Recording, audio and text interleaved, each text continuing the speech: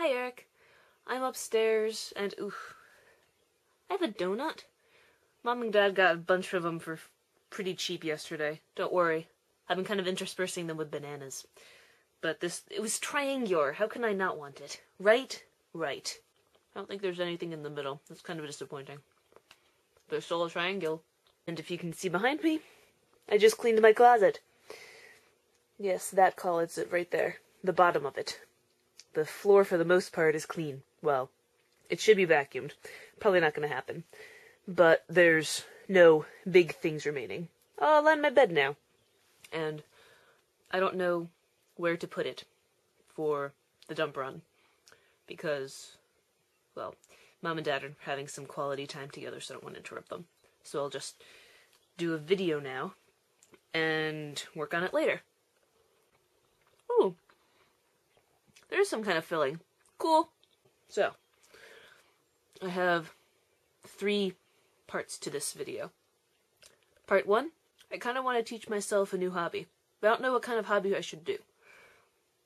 I was thinking that I could document it over the course of a week or something to see how I improve, or just to, ooh, that was probably not the wisest idea. Okay, nothing on that finger.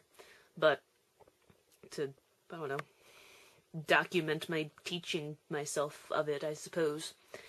So do you have any ideas, like, well, preferably with not knitting, like, I don't know. Charlie is so cool, like, something like this for juggling a little bit ago. So I thought that was pretty cool. As for the poem thing, I'm glad that you didn't actually think it was just a rhetorical sort of question in the poem. Stop dripping on me!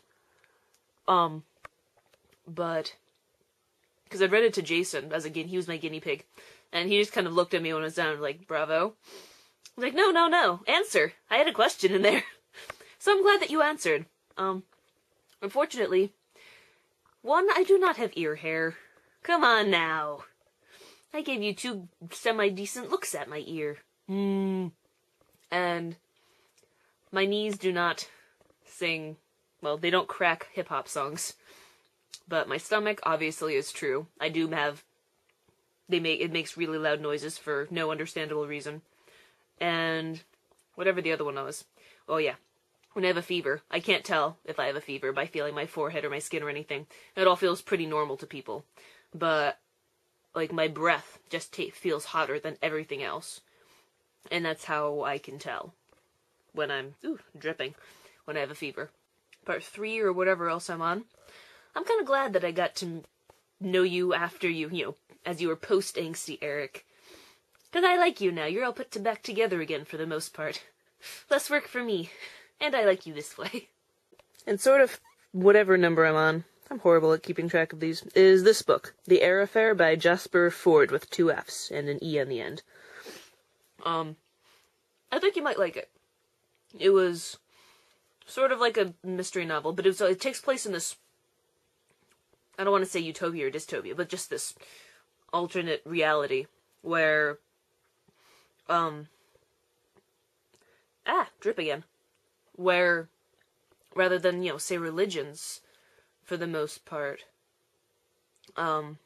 people put all of their stock in particular classical writers. Where these, Baconians would constantly give hash about the Shakespeareans because the Baconians are like, no, Bacon wrote this. And the Shakespeareans were like, no, you're dumb. And just, they would full on have riots over this and dress them and, well, yeah, I definitely got chocolate in my hair that time around.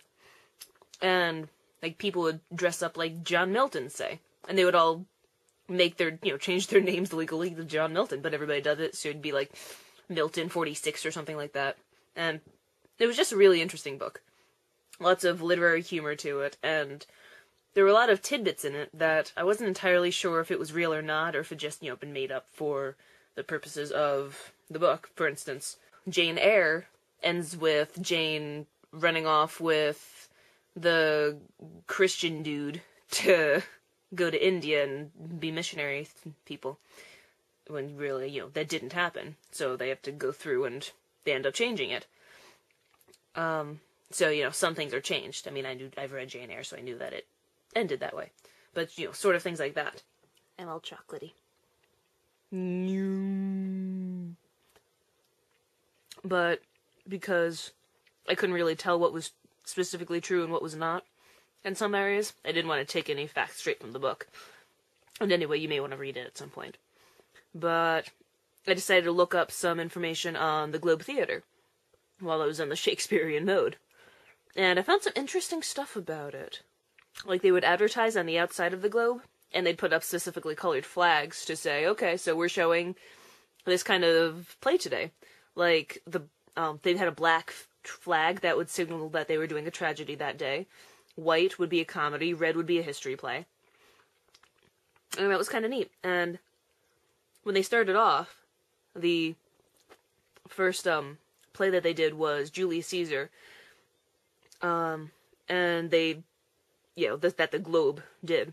And they put up this flag, and I'm not sure how much I want to trust the source I got this from.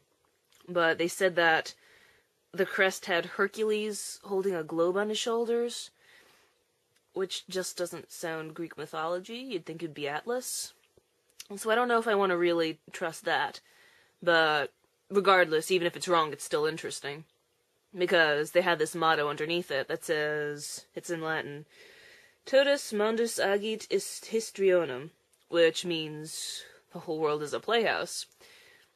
And so if that's right, when Shakespeare got around to writing As You Like It, he changed it to, all the world's a stage. And so that was, I don't know. Even if it's wrong, it's interesting, I think. And that's what we've got today. So, cheers.